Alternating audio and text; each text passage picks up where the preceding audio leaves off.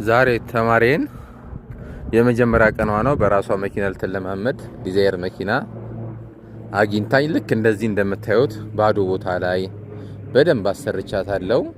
ኮንፊደንሷ እንዲመጣ ብቻዋን ለቅቂያት አሁን ዞራ እየመጣች ነው። እስቲ ከመጣች በኋላ ምን አይነት ስሜት አላት የሚለውን ነገር እንጠይቃታለን። ፍርሃቷ እንዲጠፋ ነው፣ በራስ መተማመኗ እንዲጨምር። ምንም አይነት መኪና የለም እዚህ ጋር፣ ብዙ መኪና የለም፣ አንዳንድ ነው የሚኖረው። በዛ ላይ ደግሞ መጀመሪያ በደንብ አሳይቻታለሁ፣ በደንብ ለይታለች እያንዳንዱ ነገር። ምን እንደተሰማት ደግሞ እንጠይቃታለን። እስቲ እንጣና ምንድነው ኮንፊደንሷ አሪፍ ሆኖ የፍርሃቷ የተወሰነ ቀለላት ወይ ጠፋው የሚለውን ነገር እናየዋለን። መታለች። እስቲ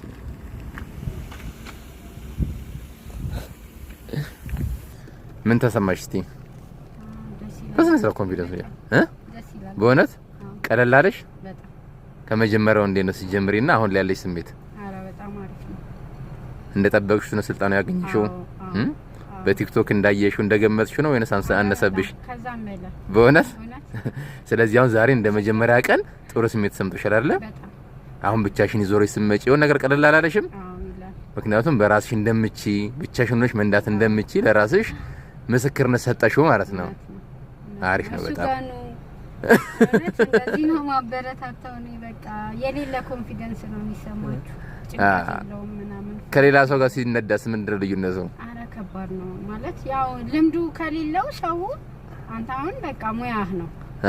ሙያው የሌለው ሰው ደግሞ ትንሽ ሊያስጨንቅ ሊያስፈራክ ይችላል። ለዛ ሙያ ባለው ሰው ብትሰለጥን ጥሩ ነው። ኮንፊደንሳችሁ ይመጣል።